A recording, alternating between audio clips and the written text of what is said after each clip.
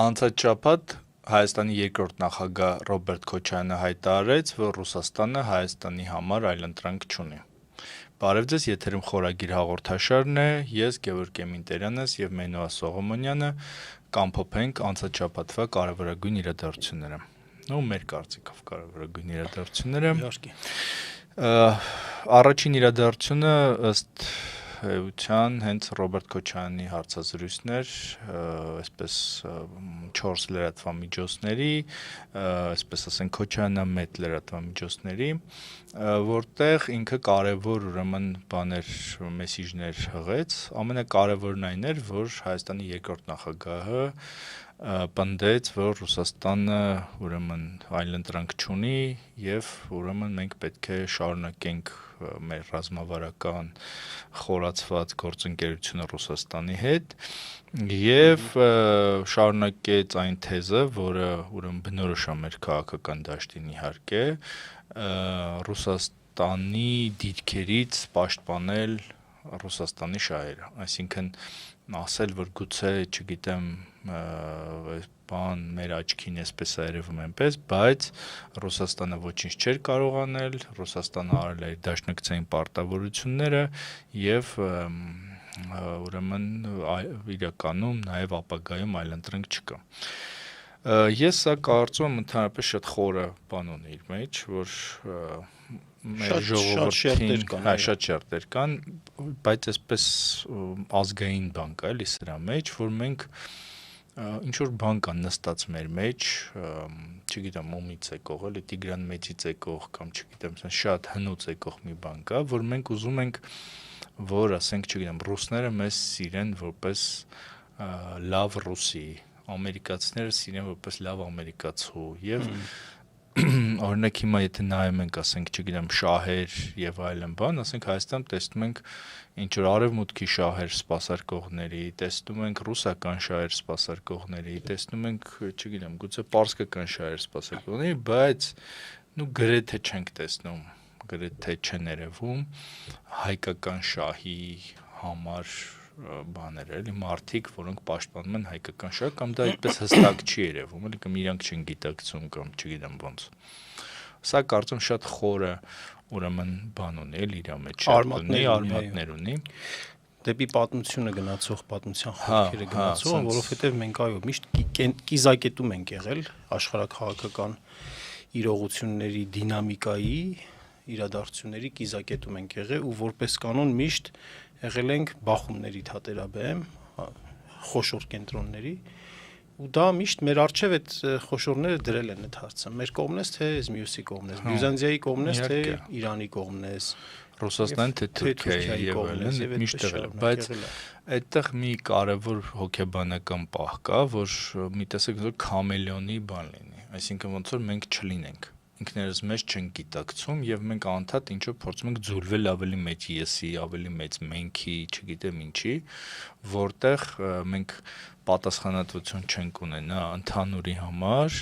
եւ ուրեմն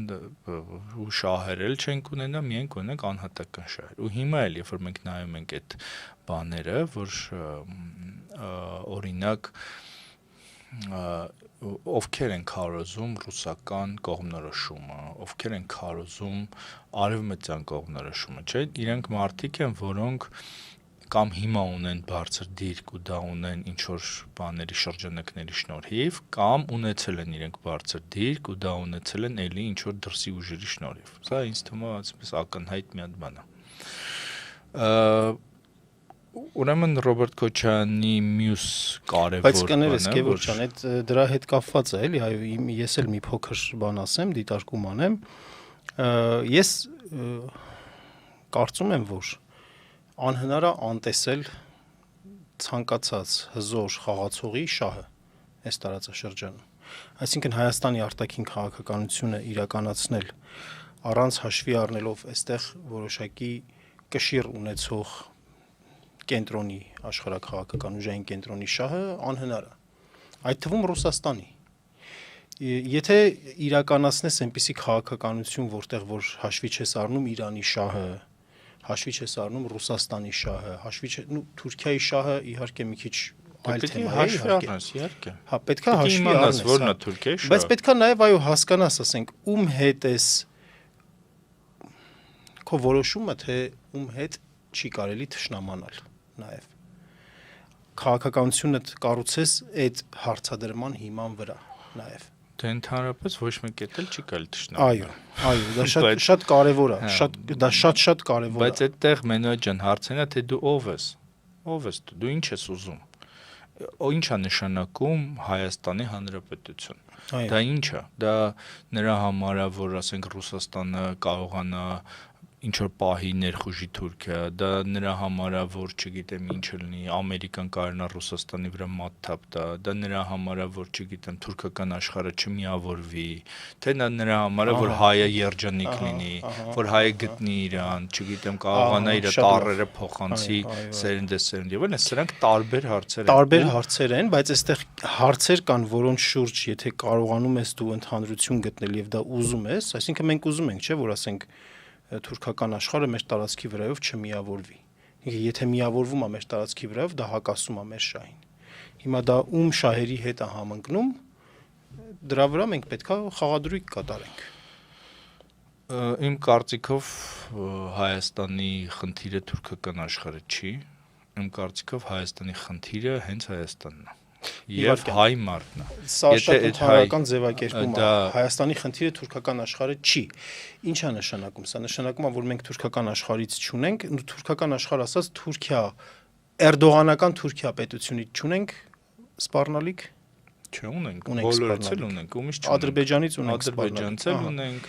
Եվ միևնույն ժամանակ Թուրքիայի նախաձեռնությամբ, չէ, Վրաստանից չունենք սպառնալիք։ Խումբ հայեր կան, որ իրենցից ավելի շատ վտանգ ունեն, քան Թուրքիայից։ Համաձայն եմ, իհարկե, համաձայն եմ, բայց զուտ մենք որպես աշխարհաքաղաքական կենտրոնի մասին է խոսքը այստեղ։ Մենք ունենք, չէ, ունենք խնդիր եւ այդ խնդիրը շատ ակտուալ է։ Ճիշտ է, այսօր մի քիչ ոնց որ վերջերս հայտարարություն արվեց Թուրքիայի պաշտոնական շրջանակների կողմից, որ Զանգեզուրի միջանցքի թուրքական հատվածում, այսպես կոչված եմ ես ասում, հա, Չակերտյալ կառուցվող այդ ճանապարհային ենթակառուցվածքը երկար կտևի, իրենք մինչև այդ ասում էին մինչև 2025 թվականի վերջը կավարտեն, հիմա ասում են մի 3-4 տարի։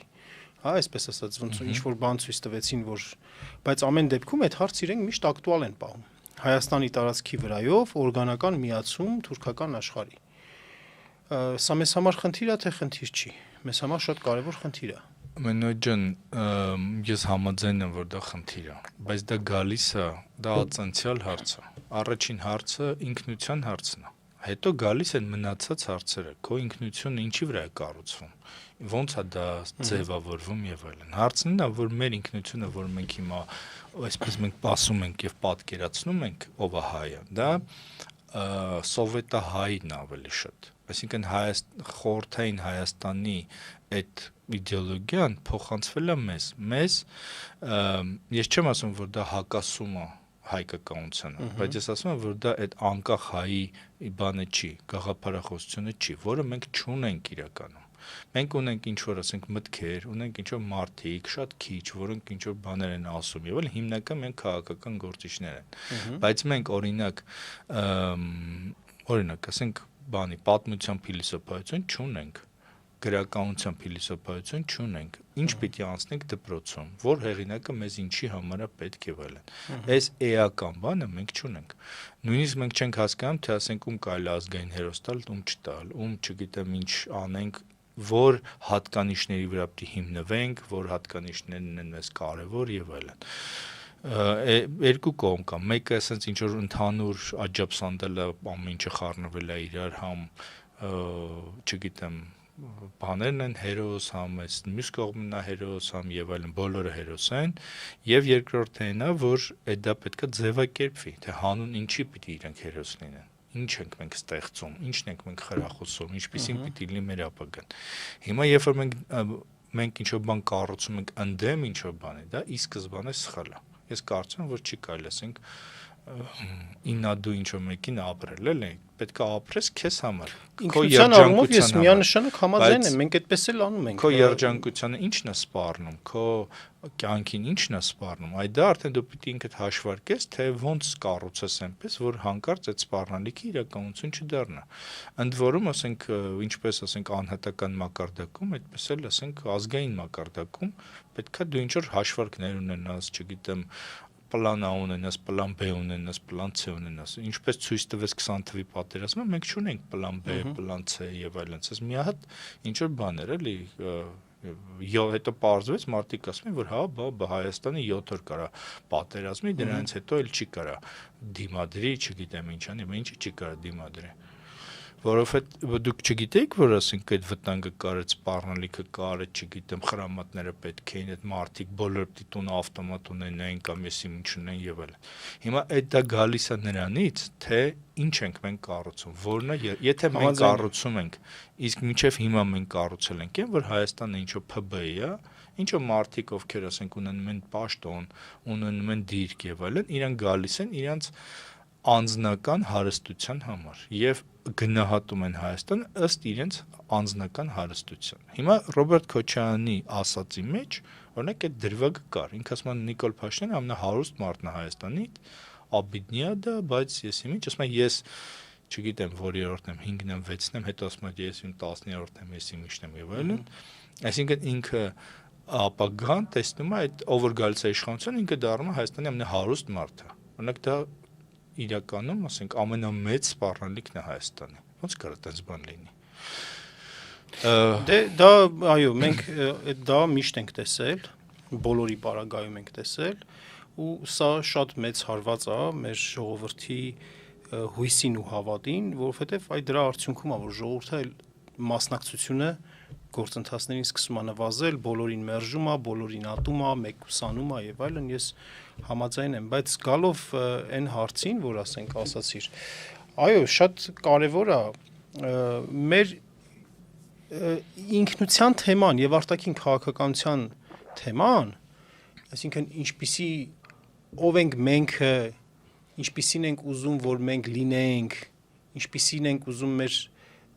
ձևը, մեր կենսակերպը, որ պահպանվի եւ արտաքին ինչպիսի քաղաքականություն է դա ենթադրում, դրանք անպայմանորեն փոխկապակցված բաներ են, հարցեր են, որովհետեւ այն Հայաստանը, որ օրինակ այսօր է առաջադրվում, այսպես կոչված իրական Հայաստանը, դա Հայաստանն է ոչ հայի մասին։ Դա պարզապես ինչ-որ կենսաբանական զանգվածի մասին է ու այստեղ եւ այդ պահանջը, որ մենք պետքա լինենք կենսաբանական զանգված, հենց թուրք-ադրբեջանական տանդեմի կողմից է։ Դրա համար, եթե մեր ինքնությունը պահպանելուն համապատասխանում է, օրինակ ասենք, տվյալ պահին Իրան պետության կամ Ռուսաստան պետության շահերը Թուրքիայի հետ հակադրությունների բանում, մենք այդտեղ, այո, պետքա մտնենք, մենք այդ հակադրության մեջ պետքա մտնենք։ Ոչ թե զիջենք, այնքան որ ասենք, որ ինչ-որ խնդիր չլինի, որովհետև այդ խնդրից մեր իշխանությունն է, այդ խնդրից կախված է մեր իշխանությունը։ Հիմա եթե ես շարունակեմ քո ասածը, Մենոյ ջան, ես լրիվ քեզ հետ համաձայն եմ, ուղղակի այդտեղ մեծ հարց է, թե ով այդ հաշվարկ կատարողը։ Օրինակ ես հիշում եմ, որ 20 թվականի պատերազմից հետո մարդիկ պնդում էին, որ Ռուսաստանը ամեն ինչ պիտի անի, որ Արցախը պահի, չգիտեմ ինչ, դա իր կենսական ես ինչն է, նույնիսկ միտք եմ հիշում, որ Ադրբեջանի այդ սահմանը փակելը ստրատեգիական եսի ինչ է, որ դրանից հետո կարող է Ռուսաստանը նույնիսկ 44-օրյա պատերազմից հետո, նույնիսկ այնպիսի մարդիկ, ովքեր գիտական կոչումներ ունեն, հասարակագիտությամբ զբաղվում են, ոչ թե ասենք ինչ որ սովորական մահկանացուներ են, մսավաճառներ են կամ չգիտեմ կանաչի են վաճառում փողոցում, այլ մարդիկ, որոնք զբաղվում են հասարակագիտությամբ, ասում են, որ եթե սահմանը փակ է, դա կարա, եթե դա հանգեցնելու է նրան, որ բանը Ռուսաստանը ասես ճղելու է Ադրբեջանը դուրս գա բան Պարսկաստան, որ կարողանա այդ բնակչությանը բան սնունդ մատակարի, ես ինչ մատակարի, ապա ուրեմն այս ամբողջ քաղաքականությունը հանճարեղ էսի միջը։ Այսպիսի մտքեր միշտ ես 40 տարեկան մարդ եմ, էլի, շատ եմ լսել, որ ասենք եսի ինչը բազան երկարացնում ենք, որովհետև հեսա Ռուսաստանը եսի ինչ անելու, Նախիջևանը գրավելու է տա մեզ, եսի ինչը գրավելու է տա, այսպիսի հեքիաթներ ես անընդհատ լսել եմ։ Բայց բայց հիմա քո վերադառնալով էլի քո ասացին։ Հիմա դու շատ ճիշտ ես ասում, դա պետք է հաշվարկ արվի, բայց այդ հաշվարկը ով անելու։ Օրինակ Հայաստան չունի այդպես բան ուղեղային կենտրոններ, եսի ինչեր, իբր արտաքին հետախուզություն կա, այդ արտաքին հետախուզության բաները ինչ որ հրապարակում է, դա, ինչ որ չգիտեմ ինչա, ռեֆերատի մակարդակի ինչ որ բաներ է ասում եւ ինչ որ հոդաբաշխ բաներ չենք լսում։ Մենք տեսնում ենք, որ ասենք ԱԱՑ-ն ինչ որ դատերով զբաղվում, եսի ինչերով զբաղվում եւ այլն իր գործառույթը չի կատարում։ Մենք տեսնում ենք, որ ասենք քննչական կոմիտեից $700,000 են գողացել, $500,000 չէր։ Այլ աղբյուր ասում է, որ $700,000 են գողացել, որը բան է, հանցագործության համաձայն եմ, հայտնի պոակը, ասենք, համարժեք բան չի մատուցում, հիմա կոմպետենտ ոնց որ բան չկա, ով պիտի անի այդ հաշվարկը։ Այ հենց այդ է, այո, ճիշտ է, որովհետև ոնց որ ասած այդ պետության ողնաշարը ամուր չի։ Կախված է նրա քաղաքական, տվյալ պահին քաղաքական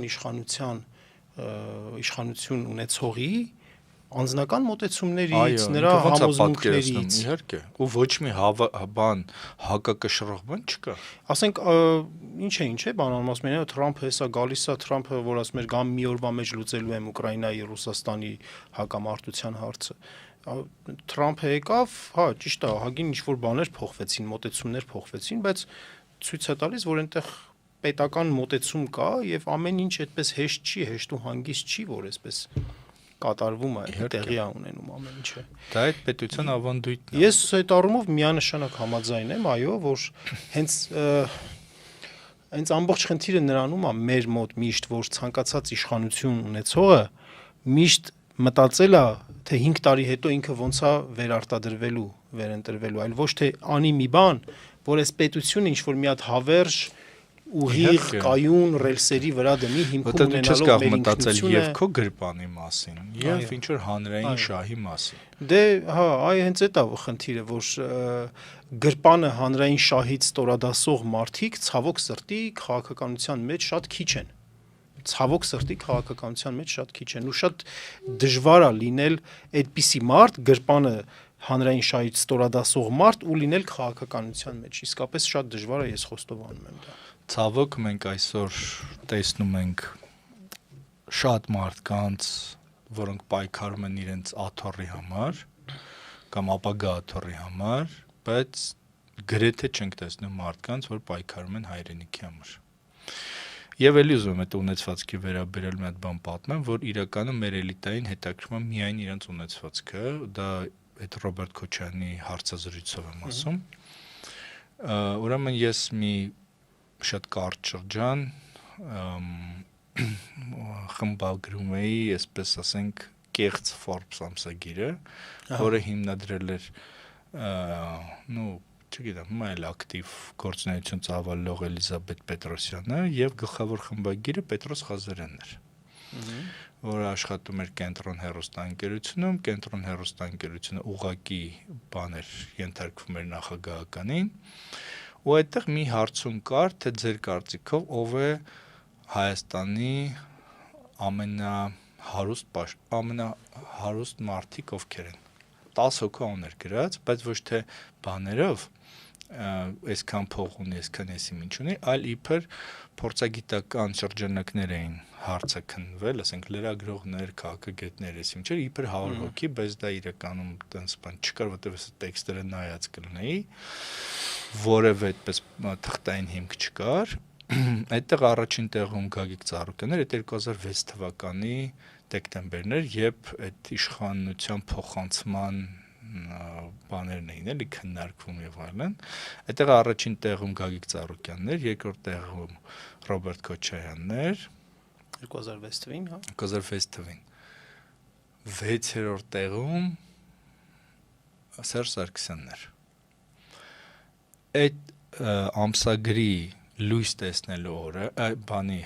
շնորհանդեսի օրը Սերժ Սարգսյանը, որը այսպես քիչ էր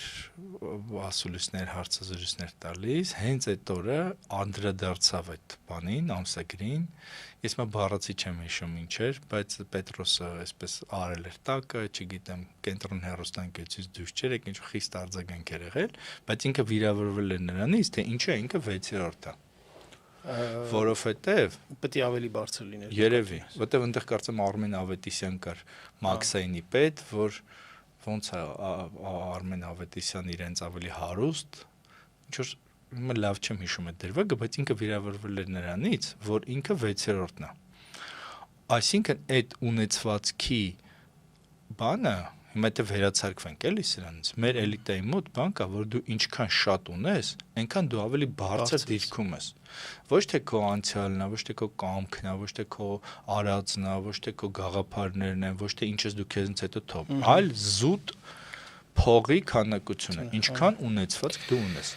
Դա բերում է նրան, որ մարդիկ ավելի շատ են փորձում լափել, տակով անել, կաշառք վերցնել, չգիտեմ ինչ անել եւ այլն, ու դա բերում է նրան, որ Հայաստանը այնքան ավելի շատ է կործանվում։ Ի վերջո, սա մտածողության խնդիր է։ Մարդիկ ձգտում են փողի, որ ցույց տան իրենց իշխանության չափը, եւ ինչքան իշխանությունը մեծանում է, այնքան Հայաստանը կործանվում է։ Սա քաղցկեղի պես բան է, որը չգիտեմ ոնց է պետք է անել, էլի։ Այո, սա շատ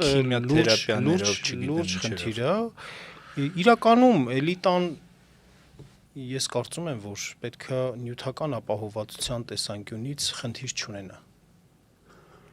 Այսինքն նա էլիտան ով է, էլիտան այն մարդիկ են, ովքեր որ ցույց են տալիս, թե ինչ ուղղությամբ պետք է երկիրը գնա։ Եվ չէ, մի վարք սովված չլինի, բանը նախարարը սովված չլինի։ Այո, ես ընդհանրապես այո, իհարկե պետք է սովված չլինի, ոչ միայն սովված պետք է չլինի, այլ նա պետք է այդ մասին չմտածի։ Նա պետք է չմտածի, որ ենթադրենք, ասենք իրեն բուժման, ասենք բանկական իրա, ասենք հարազատին բուժման խնդիր կա, ինքը ասենք նշանակում է ինքը ոչ մի նշանակում է, որ ինքը, եթե ինքը սկսում է մտածել, որ ոնց լինի, որ ապահովված լինի եւ այլն, դա նշանակում է, որ մենք լավ չենք իրար հասկանում, Գևորգ ջան, ես ասում եմ, այդ խնդիրը պետք է իր համար լուծված լինի, բայց այդ խնդրի լուծումը որոշակի սահմաններ է ենթադրում։ Որոշակի բարեկեցության, որոշակի մակարդակ է ենթադրում, որից անդին դու սկսում ես դառնալ դրա գերին։ Ինչքան շատ ես ավելացնում ունեցվածքդ, այնքան դու սկսում ես այդ ունեցվածքից կախված լինել։ Այդ ունեցվածքը քեզ տրկացնում, այո, դու ես ծառայում։ Դու ես ծառայում, այո, այն որ ասում է մի հատ շատ թանկանոց մեքենա ես ենթադրենք առնում, ու ասենց ամեն օր սիրտդ անհանգիստ է, մեկը չեկավ խփեց, այն մեկը չեկավ վրան խազարեց կամ չգիտեմ ինչ արեց։ Դա հոգեբանություն, այո, հոգեբանություն։ Մեկը կարա զրովեց։ Կամ անընդհատ ասենք այսպես փոշին մաքրում ես վրայի կամ չգիտեմ ասենք անձրև եկավ թրջվեց թվենով վերցնում ես չորացնում ես։ Այսինքն ոչ թե այդ ապրանքն է քեզ ծառայում, այո, այլ դու ես ծառայում։ Բայց այդ ապրանքը քեզ ընդհանրապես անհրաժեշտ է նրա համար, որպեսզի դու, չգիտեմ, ասենք ժամեր չծախսես, որովհետև այդ ժամերը քո, ես ասում եմ, հա, որովհետև այսպիսի բան էլ կա, էլի, այսպիսի մոտեցում էլ կա, որ օրինակ ասենք այդ մոտեցումն էլ կա, որ չգիտեմ, պետքա սովորական ասենք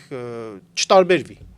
Բանվորից պետքա չտարբերվի իր ունեցվածքի բանը։ Հիմա Արամ Մանուկյանն է ավելի մեծ անուն, թե ասենք Հայաստանի։ Չէ, իհարկե, քաջազնունին, իհարկե, ասենք լավագույն ասենք օրինակ, ես բան չունեմ ասել։ Շալվար չնեցե, կոշիկ չնեցե, ես իմիշ չնեցե։ 3 անգամ սնվելու փոխարեն 2 անգամ ասել քաջազնունին։ Հարցը դրանում չի, բայց ընդհանուր առմամբ մի հատ հայ հեղինակ կա, կներես էլի, մի հատ հայ հեղինակ կա, որը իրականում հանիրավի ձև է, էլի, հանվել Վախթանգ Անանյանն է, որը լավագույնս եւ այսինքն ոնց է հանվել։ Չկա, դասագրքեր դպրոցական դասագրքին չկա, հա։ Իրեն չեն անցնում։ Այն հայտնի անձրևը չկա, ասենք։ Չկա, հա, որտեվ բայց ինքը ամենալավ Հայաստանը սիրել տվող հեղինակն է, որ ասենք կենթանական աշխարհն է ցույց տալիս, բաներն է ցույց տալիս,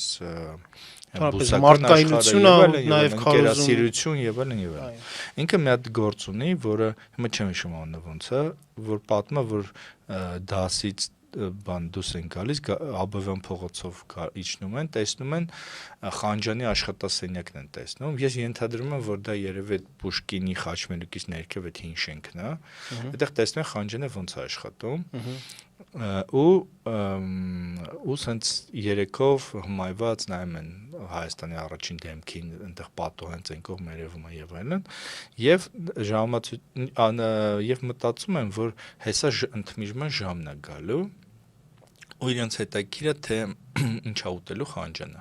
ոնց է ուտելու, եւ ասում են դե քո նման բան չի, բոմբ չի, որ եսը կբերեն սեղանը կգցեն եւ այլն, ու ասում է գնաց, ասում է պահարանը բացեց, ասում եմ այդ պապսը հանեց, վրան պանիր էր, ասում եմ կտրեց, չգիտեմ, հացը կտրեց, ասում եմ այդ հացը դրեց պանիրի վրա, թեյը լցրեց, խմեց, այդ պանիրը կերավ, ասում եմ, այդ բանը տարավ դրեց այնտեղ, ու ասում եմ մենք շարունակում էինք բան անել, որ հեսա ուտելիքը բերել են, տեսնենք ինչա ուտելու եւ այլն, բան, ասում եմ, ու այդտեղ ասում եմ մենք էլ հասկացանք, որ իրականում այդ հացը պանիրն էր իր բանը։ Հիմա դա այդ երեխեքի համար ունեցել է շատ լուրջ ազդեցություն, այսինքն այդ Վախթանգ Գանյանը մեծացել է, դրանից անցել է 20 տարի, ինքը դա չի մոռացել եւ այլն, ինքը հիշում է Խանջանին, հավատում է սովետական Հայաստանի ապագային եւ այլն, որովհետեւ ինքը տեսել է, որ ինքը Խանջանին է տեսել է իր աշխատանքը, տեսել է, որ ինքը բան է անում, ինքը որպես աշակերտ փող չունի, աղքատ երկրում ապրում եւ այլն, հաց ու պանիր է ուտում, բայց տեսնում է, որ Խանջանն էլ է հաց ու պանիր ուտում։ Ու դա իրեն ոգևորում է, հասկանաս։ Հիմա մենք չենք կարող այդպես ենք, գիտես, ասենք, արի ես ասես թաքուն սաղից հաց ուտեմ, դու գնացեք այնտեղ ես ինչ եմ։ Հիմա եթե առաջնորդը ուզում է որ բանը, դե չեմ ասում էլի ֆիկտիվ, դե դրա հա բան չենք ծայրահեղացնում այդ ամեն ինչը, պերաշկի ուտի, ասենք Գյումրիի հրապարակում ասի նայեք ես էլ եմ դերպես պերաշկի։ Հա, էլի հենց այդ դա չեմ ասում, բայց դա պիտի լինի բնական, որտեվ բնական։ Հիմա եթե դա չկա, դու չես հավատում երկրին։ Ես ընդհանուր մոտեցումն եմ ասում, Խանջանը, որ աշխատել է, այսպես ասած, ավարյոնի վիճակում է աշխատել, նույն Արամ Մանուկյանը, նույն Քաջազնունին, որովհետև Արամ Մանուկյանի ու Քաջազնունու վարչապետ կամ ներքին գործերի նախարար աշխատած ժամանակում Հայաստանում օրը 2000 մարդ սովից ու բանից մահացել է։ Ու այդ մարդիկ այնքան բարոյական մարդիկ են եղել, որ իրենց բերանից էլ, այսպես ասած, կտրել են, որպեսզի մեկին միավել բան լինի։ Ես համաձայն եմ այդ առումով, եւ այդ մարդիկ հենց հարգանքի են արժանի, եւ այդ մարդիկ հենց պետքա դպրոցական դասագրքերում տեղ գտնեն նրանց կենցաղավարությունը, եւ այդպիսի պահանջ պետքա դրվի, բայց ընդհանուր առմամբ մոտեցումը ես որ ասենք ասում եմ, մարդու որոշակի այդպես պահանջներ էլիտայի հետ կապված, այո, պետքա ինչ-որ բավարարված լինի, որ մարդը կարողանա ստեղծագործել, որ մարդը կարողանա մտածել, որ մարդը կարողանա գրել, որ մարդը կարողանա, չգիտեմ, հետազոտել եւ ցույց տալ այդ քո ասած պետությանը իր ճանապարհը ցույց տվող այդ մարմինը հետազոտական այդ think tank-ը պետքա լինի ու դա պետքա այդ խնդիրները չունենա, այդ կենցաղային խնդիրները չունենա, բայց դրանից այն կողմ, դրանից անդին դառնալ ունեցվածքի գերին, այ սա շատ լուրջ խորը հոգեբանական խնդիր է, որ մեր մոտ հաճախ պետք է սրա մասին խոսեն, մարդիկ ձգտում են պաշտոնի հարստանալու, լավագույն բիզնեսը Հայաստանում պաշտոնն ունենալն է։ Շատ քիչ կան մարդիկ, մատների վրա կարելի հաշվել մարդկանց, ովքեր ունեցել են պաշտոն, բայց չեն թողել իրենցից հետո, ասենք, չգիտեմ, միլիոնի, միլիարդի, չգիտեմ ինչի կարողություն։ Իսկ դրա համար պատասխանատու են առաջին դեմքերը։ Միանշանակ։ Դա բերել է նրա, որ մեր առաջին էլիտայը դարձել, ասենք, ընդհանրապես, օրինակ ասենք Ռոբերտ Քոչյանի ամենամեծ մեղադրանքը էլի, որ ես որպես Գևորգ կարամ հնչեցնեմ։ Դա իր ունեցվածքը չի։ Դա այն է, որ հայկական էլիտան դարձավ, ասենք Սամվել Ալեքսանյանների, չգիտեմ ինչերի մակարդակի մի բան։ Մարդիկ, որոնք կյանքում, ասենք 5 գիրք չեն կարդացել, կրթություն չեն ստացել, հայրենասիրական, ինչ որ արժեքների չեն դավանում եւ այլն, այլ իրանք, ասենք, ինչ որ գողական կրիմինալ հայացքներով, մենակ սեփական գրպանի եւ չգիտեմ, կայֆերի մասին մտածող բաներ են, իրանք դարձել են պաշտոնյաներ։ Ու մեր դեմքը, ոչ թե ասենք, չգիտեմ, ինչ որ մարդիկ էին, որոնք մտավորականներ էին, եսի ինչեր էին։ Հիմա որ մենք ասում ենք ինչի ձայն չեն անում, որտեվ անցել են մի հատ սարսափելի շրջանով, որտեվ ասենք, չգիտեմ, եթե Լևոն Տեր-Պետրոսյանը այդ կուտոկից չէին, ապա իրանք ուրեմն փող չունեն, եսի ինչ չունեն, հետո որ շարունակվեց Ռոբերտ Քոչյանի ժամանակ, ինչ որ մարդիկ, չգիտեմ, Սոս Սարգսյան, Սիլվա Կապուտիկյան, ինչ որ առանձին բաներ, ինչ որ ծրարներով փողեր էին ստանում, եւ մնացածները տեսնում են, որ իրանք պիտի խելոք պահեն, չգիտեմ ինչ անեն, որ իրանք էլ այդ ծրարով փող ստանան։ Խոսքը ասենք $1000 մասին էր։ Դա կարծեմ Վանոյից էր սկսել, որ ինքը ինչ որ մարդկանց իր դասախոսների ինչ որ մարդկանցում հարգում էր, ծրարով փողեր ուղարկում։ Ու դա է բերել նրան, որ մտավորական է դառնել ձեռնասուն, ձեռքից սնվող։ Երկրորդ բանը այն է, որ չկա ստրատեգիական մտածողություն։ Այսինքն մենք տեսնում ենք մարդկանց, որոնք երկար տարիներ ղեկավարել են Հայաստանը, հիմա նորից իրենք ուզում են գան իշխանության, բայց իրենց միակ բանը այն է, որ մենք ունենք փորձ։ Փորձը որն է 90 թվին, չգիտեմ, Ղարաբաղում էս են կարել, բայց այդտեղ էլ կա նենգափոխում։ Օրինակ Ռոբերտ Քոչյանը որ դա ասում է, այդտեղ նենգափոխում կա, որտեվ եթե Լևոն Տեր-Պետրոսյանը չլիներ Ելցինի դաշնակիցը, ու ասենք պուչը գար հաղթեր մնար, չէ՞, մենք ամբողջ Արցախը կորցնելու ենք, որտեվ բայց հետո երբ որ Ելցինը հետ բերեց իշխանությունը, արդեն բան եղավ, եւ ինքը որպես դաշնակից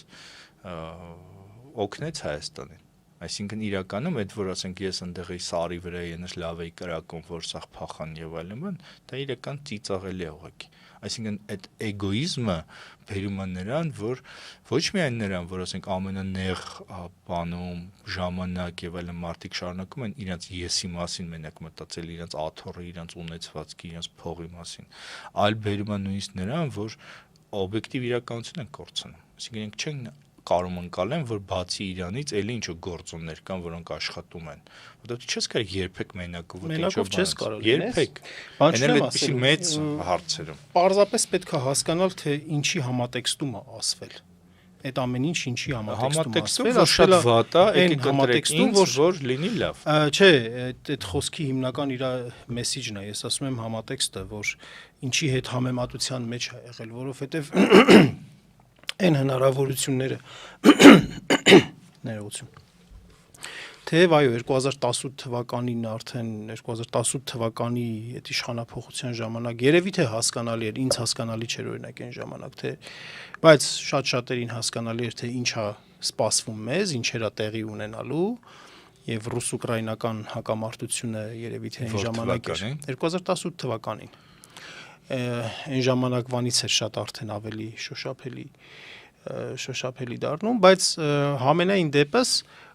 ունենալ ղեկավար, որը որ ուներ շատ ուժեղ այսպես աջակցություն ժողովրդի կողմից եւ հենց ես նորից եմ ասում աշխարհակաղակական իրավիճակը թեև բարդ էր եւ աննպաստ էր, բայց դրա կողքին ունենալ մարդու, որը որ ոչ թե ծուր արահետներով կարողացավ մեզ տանի կամ այդ փոթորկված օվկիանոսով նավը ինչ որ մի թեթև ասենք նավահանգիստ հասցնի, այլ ընդհակառակը բռնեց Հայաստանի քաղաքականությունը ամեն տեսարից այս համատեքստում ըստ էության այդ համեմատությունը գնացել, այո, ընդհանրապես միջազգային քաղաքականություն երբ որ ուսումնասիրում ենք, այո, նայում ենք համակարգի իրողությունները, պետության վիճակը եւ անհատը, ով է, ինչ է Այնպես որ պետք է, այո, ինչպես տեղի ունեցավ, ինչ տեղի ունեցավ, պետք է բոլոր գործոնները հաշվի առնել, բայց այստեղ շատ կարևոր է ցանկացած պարագայում անձի գործոնը իսկապես շատ կարևոր է, որ այդ տեսանկյունից հիմա եւ այս անհատական մակարդակում էլի եւ ազգային մակարդակում, մի հատ այսպեսի հետաքրքիր ֆենոմեն կա։ Օրինակ բոլոր առաջնորդների թվում է, որ իրենք սուրբ են, իրենք ամենալավն են, իրենք չգիտեմ ինչն են եւ այլն։ Երբևէ ես չեմ լսել, որ ասենք Լևոն Տեր-Պետրոսյանը, Ռոբերտ Քոչյանը, Սերժ Սարգսյանը ինքնաքննադատական ինչ-որ բան ասեն։ Ասեն օրինակ այս հարցում մենք սխալվեցինք, այնչի միակ բանը եղել է, որ Նիկոլը ճիշտ էր, ես սխալվեցի, այդ միակ այդպես թեթև։ Այդպես ա եղել Լևոն Տեր-Պետրոսյանը նույն հեգնականով ասելա, որ ես Ռոբերտ Քոչյանին բերեցի, Ռոբերտ Քոչյանը չեմ հիշում, ինչ-որ բան ասելա չի ասել։ Անսխալական են եւ այլն։ Եվ իրենք ամենախելոքն են, ամենասուրբն են, ամենատաղանդավորն են, ամենան են։ Ու մի տեսակ վերածվում է այդ իրանց կուսակցությունները, խմբերը եւ այլն աղանդավորական ինչ-որ բաների, որ իզուր չելի, ասենք Լևոնական, եսիմ Քոչյանական, Սերժական եւ այլն։ Հիմա, բայց մեծ հաշվով մենք որպես հայ մեզ համարում ենք ամենախելացին էլի։ Ասենք մենք համարում ենք, որ դե ինչ ասենք, ինչ ուզբեկ, ինչ է, նույնիսկ բանով ենք, չի ասում հեգնական, հո դու եսիմ բան չես, այս ինչ ազգ չես, այն ինչ ազգ չես, հիմա չասեմ ոչ բան։ Այո, պետք է։ Բայց երբ որ նայում ենք, ասենք այդ օրինակ ասենք մենք 150 տարի առաջ ինչ վիճակում էինք, ու այդ ում որ մենք ծաղրում ենք, իրանք ինչ վիճակում էին, մենք տեսնում ենք, որ ասենք մենք կորցրել ենք մեր ունեցածի, ասենք, չգիտեմ, 90%-ը։ Ոչ թե 5% են կորցրել, ոչ թե 10% են կորցրել, այլ կորցրել ենք 90%-ը։ Ու մենք շարունակում ենք համարել ավելի խելացի, քան այն նրանք, որոնք ասենք ձեռք են բերել, որոնք օգտվել են, որոնք չգիտեմ ինչ են արել եւ այլն։ Հիմա ստեղ ինձ թվում է սա մշակութային խնդիր է, էլի։ Սա այդ ինքնակնադատության բացակայությունն է, որ մենք չենք կարողանում մեզ օբյեկտիվ նայել, ասենք օբյեկտիվ մենք ով ենք, մենք սիրուն ենք, չգիտեմ, տաղանդավոր ենք, սա գիտենք, լեզու գիտենք, չգիտեմ ինչ գիտենք, մենք համարում ենք, որ մենք ամենալավն ենք, մենք էսի միշտ ենք եւ այդպես շարունակում ենք։ Դա ինֆանտիլիզմի կարծում եմ դրսևորում է հենց, որ որպես հանրույթ չենք հասունացել։ Երեխա վիճակում ենք էլի գտնվում։ Մոտավորապես այնպեսին ենք, ինչպեսին ասենք պատանին, հա, որը որ ինքը լավն է, տեսքով է, գովում են իրեն, բան, ինքն էլ դրանից ոգևորվում է եւ մաման ու տատիկը չէ։ Հա, ու միշտ մաման ու տատիկն են իր բոլոր հարցերը լուծում, ինքը չի խնդիրների մեջ չի հայտնվում, այդ խնդիրների շնորհիվ փորձառություն ձեռք չի բերում եւ այդպես երբ որ իրեն քննադատում են, ինքը միշտ արդարանում է։ Իսկապես այդ վիճակի մեջ ենք, դա էլ է շատ լուրջ խնդիր։ Այս շաբաթվա նույնի կապված Հայաստանի երկրորդ նախագահի հարցազրույցի եւ հետո երրորդ նախագահի արձագանքի հետ, ուրեմն էլի կարևոր թեման, այսպես կարմիր թելով անցնող է շաբաթվա միջով, փաստորեն երկրորդ եւ երրորդ նախագահների հակամարտություններ, որտեղ ուրեմն երկրորդ նախագահ պատմեց, թե ոնց Սերժ Սարգսյանն ասել, որ չեմ մասնակցելու ընտրության, դեն հարց տվեցին, արդյոք դուք խնդրել եք, որ մասնակցի Սերժ Սարգսյանը 21 թվականի ընտրություններին, ինքը պատմեց, որ իրականում եղել է հակառակը, Սերժ Սարգսյանն ասել է, որ չեմ մասնակցելու, երևի ինքը ինչ-որ հաշվարկներ է ունեցել ընտրական, որովհետև ասում էր, որ եթե մասնակցում էր, դառնում էր նախկինների ու ներկաների բան, հակադրություն ու դա այսպես ընտրական բաներ առաջացնում եւ նաեւ հնչեց Սերժ Սարգսյանի պատասխանը, որ բան արդյոք մի տարի նստել է հերոսությունը։ Էլի էս բանը նորից եկավ, էլի, որ իսկ ի՞նչն է հերոսություն։ Իսկ որ նախագահն է հերոս։ Ասենք եթե այդպես ենք նայում, իսկ ով է հերոս։ Ասենք եթե հերոսությունը ասենք զոհվելը չի, հայրենիքի համար կռվելը չի եւ այլն, ի՞նչն է հերոսությունը, չէ՞։ Այս հարցին ես չեմ կարծում, էլի վնացից ինչ որ մեկը կարա պատասխանի, որովհետեւ հիմնվում է միայն այդպես ստրատեգիական մտածողություն, եթե կարճ կապեմ էլ այս թեման, կարող ենք ասել, որ գրեթե չկա, կամ ընդհանրապես չկա, կամ գրեթե չկա, այսինքն լրիվ իրավիճակային ինչ-որ լուծումներ են, իրավիճակային չգիտեմ ինչեր են, սենց ասեցի, դու ինձ նենց ասեցիր, ես սենց կասեմ,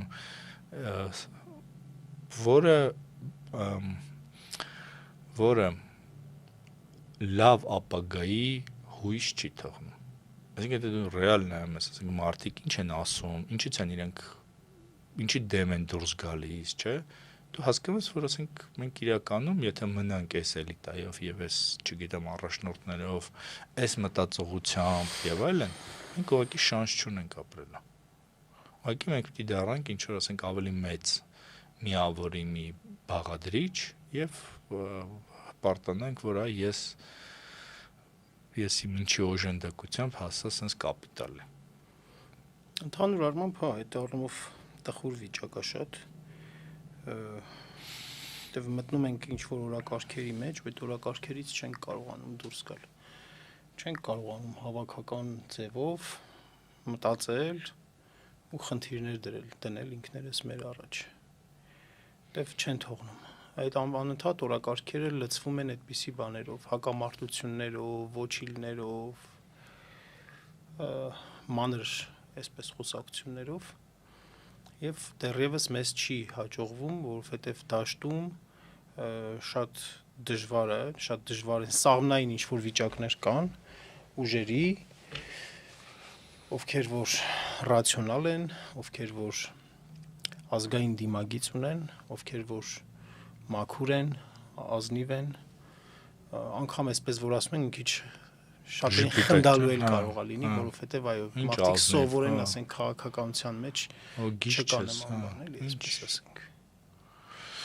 Բայց է ոչինչ։ Հա, ես ճիշտ ասած այս սա որ ասում ես, այդ բանն եմ հիշում, որ Հովանես Հովանեսյանը, որ ասենք այն հարցնում էին, ասում են ինչ են քեզ քննադատում, ասում են որտեվ իրենք փող են ստանում։ Այդ եմ ասում։ Բայց դա մտածողություն է։ Այսինքն չի կարող ինչ-որ մեկը ազնվորեն ասի, որ ես սրա հետ համաձայն չեմ կամ ես սա բան չեմ, ուրեմն դու փող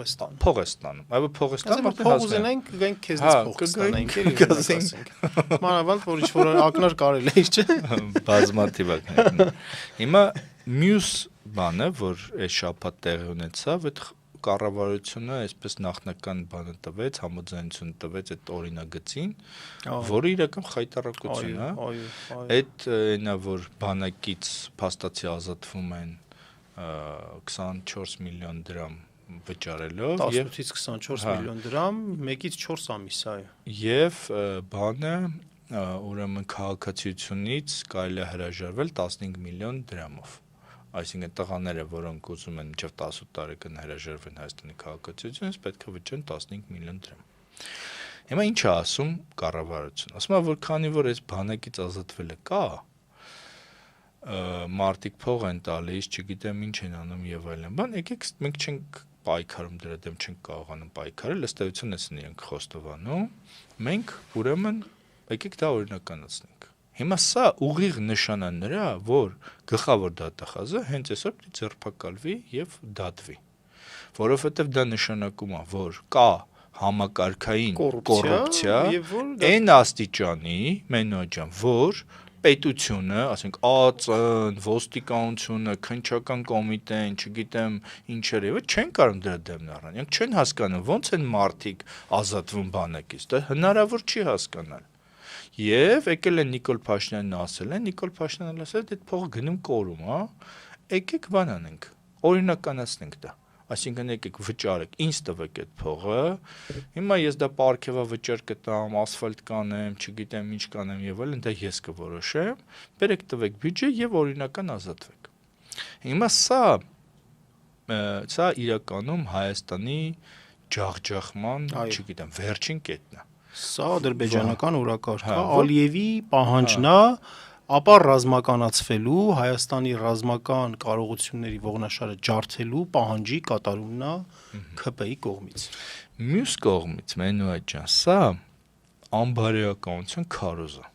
Իհարկե։ Սա նշանակում է, որ պետությունը ասում է, որ եթե դու հարուստ ես, մինչև հիմա էլ էր պետությունը դա ասում։ Այդ որ ասենք, չգիտեմ, Էռնեկյան, Եսիմ Քրքորյան եւ այլն ազգային հերոս էր տալի եւ այլն, ասում էր, եթե դու հարուստ ես, ուրեմն դու ազգային հերոս ես, մենք հպարտանում ենք քեզնով։ Հիմա իհարկե ասենք ու մյուս հարուստներին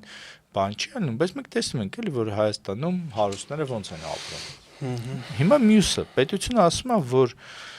պիտի հարուստ լինես, որ դառնաս հերոս։ Այսինքն շատ հարկ վճարես, մեզ փող տաս, չգիտեմ ինչ անես եւ այլն, տեղից էլ այդ մարդկանց կյանքը շատ լավն է, շատ հարմար է եւ այլն։ Հիմա ոնց պիտի մարդը հարստանա Հայաստանում։ Ոնց է հնարավոր։ Այսինքն մի կողմից մենք տեսնում ենք, որ Ռոբերտ Քոչյանի բերանով հնչում է, որ Հայաստանում ով որ դառնում է առաջին դեմք, ինքը դառնում է ամենահարուստը։ Երկրորդը մենք տեսնում ենք, որ հարուստները ազատվում են պաշտոնապես բանակից, փողը վճարում են եւ ազատվում են։ Հա պետությունը ասում է հարստացի։ Հիմա սովորական մարդը ոնց պիտի հարստանա։ Ոչ դու ասենք ես իմիշ կրթություն ունես, որ կարաս ինձ ինչ-որ հմտություններ սովորացնես, ես գնամ, չգիտեմ, Հնդկաստանը գրավեմ կամ ես իմ ինչը ինչ անեմ, իմ խելքով իմ ես ինչը։ Ոչ դու տես ռեսուրսներ ունես, ոչ ես իմ ինչ ունես։ Հարստանալու միակ ձևը մնում է պոռնկությունը, մնում է թմրադեղերի վաճառքը, մնում է, չգիտեմ, ինչն է արագ հարստացնում։ Բանի զենքի առևտուրը, չգիտեմ ինչը։ Մի կողմից ինքը բերում է իշխանահաճության, որ լավ ծառայի Նիկոլին պաշտոնի կտան կամ եսի ինչ կանենք իշխանությունը կարևոր է որ դու փող ունենաս եւ այլն, մյուս կողմից բերում է անբարոյականության քարոզի։ Այս սրանից լավ անբարոյականության քարոզ ո՞րն է լինի։ Սա անբարոյականը հատկապես այս զինապարտության մասին օրենքի մեջ փոփոխությունների, այս առաջարկվող փոփոխությունները, որ ՔՊ-ն առաջարկում է, անբարոյականության գագաթնակետ է այն տեսանկյունից, որ սրանով նախ իրենք ուզում են ընտրական հարց լուծել, մարդկանց վրա հոգեբանորեն ազդել, որովհետև մարդիկ այսպես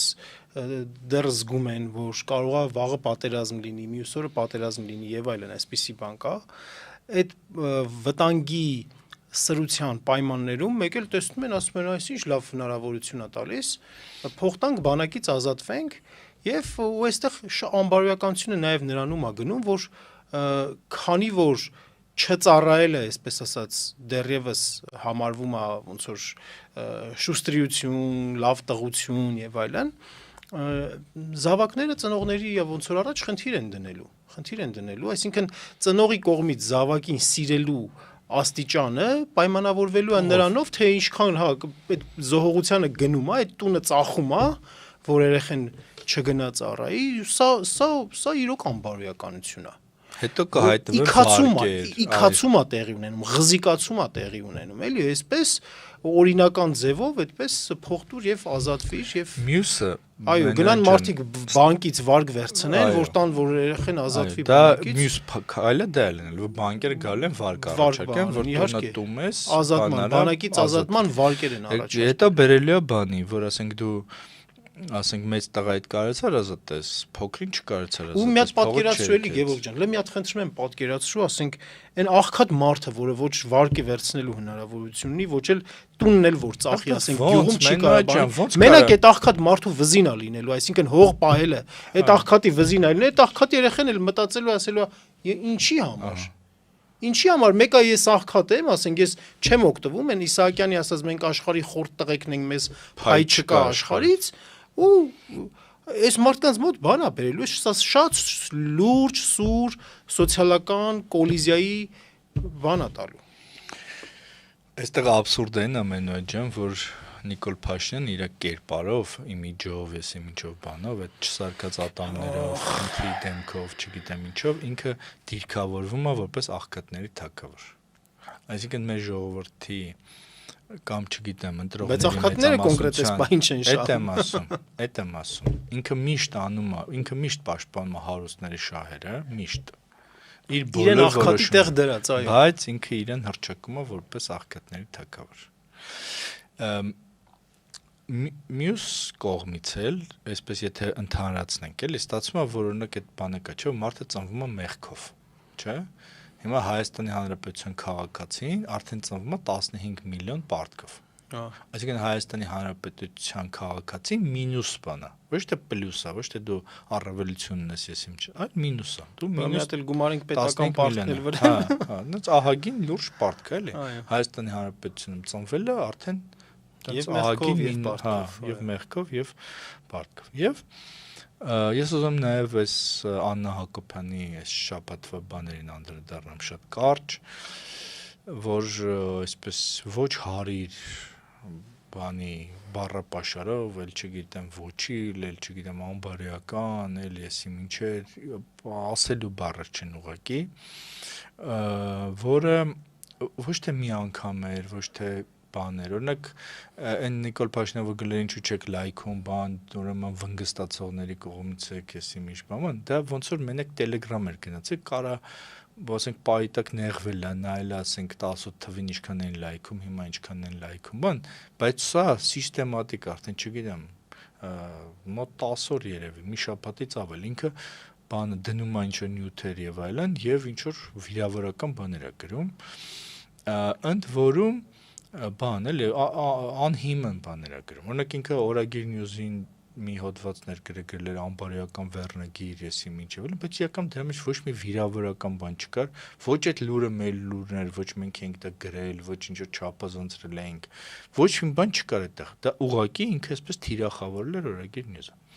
Հիմա որը հիմա չգիտեմ էլ իրական ինչ հաշվարկ ունի եւ այլն, բայց որը մեծացրել է մեր դեմ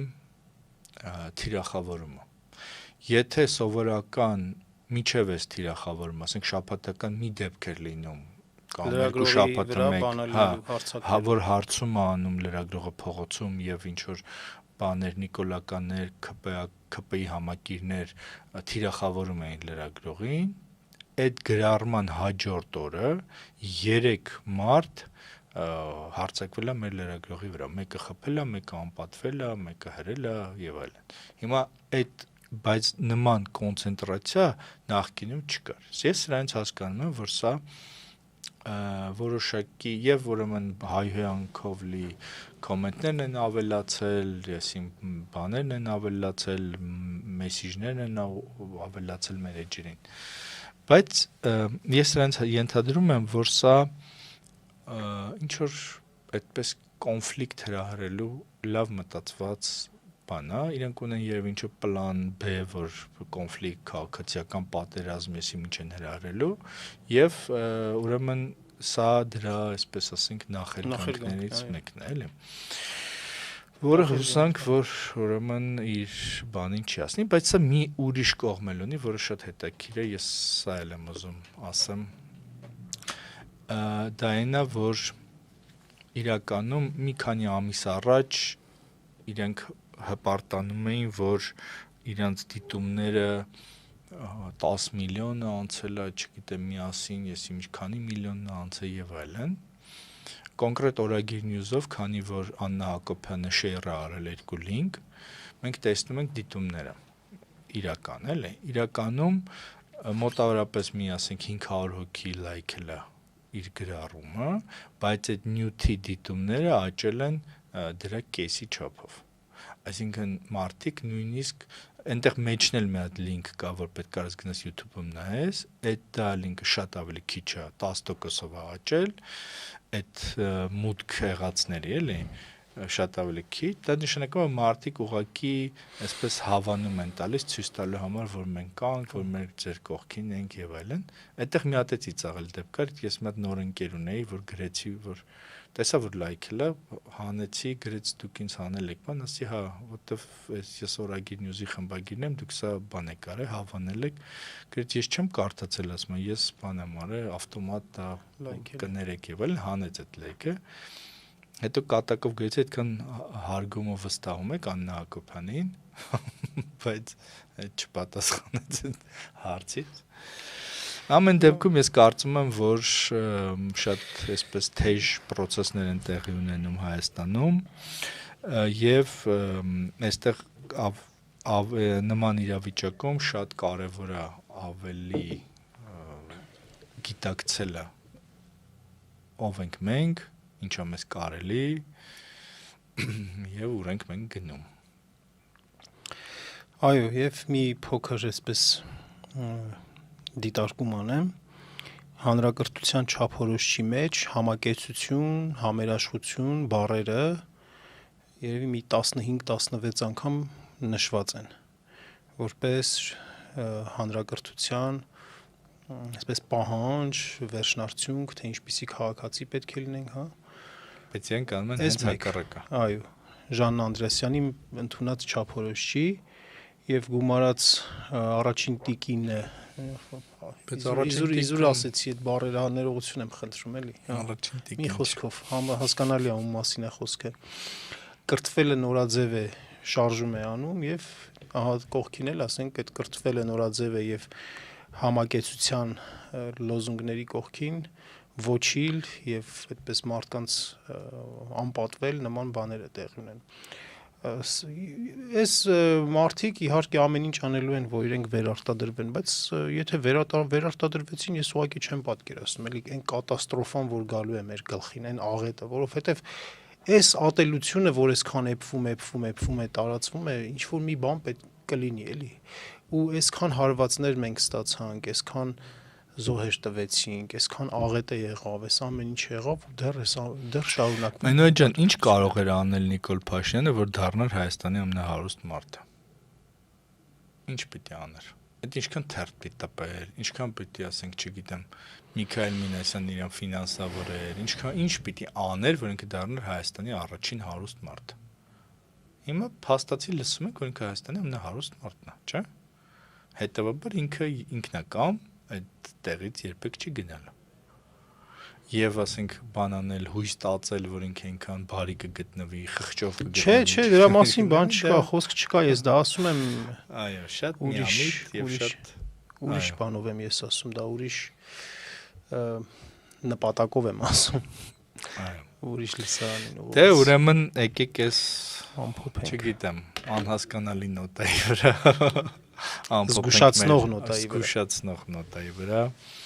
ավարտենք մեր հաղորդումը։ Շնորհակալություն, որ հետևում եք մեզ։ Հիշեցնեմ, որ դուք դիտում եք Խորագիր հաղորդաշարը, ոդքասթը։ Ես Գևորգ Էմինտերյանս եւ Մենուա Սողոմոնյանը մյուս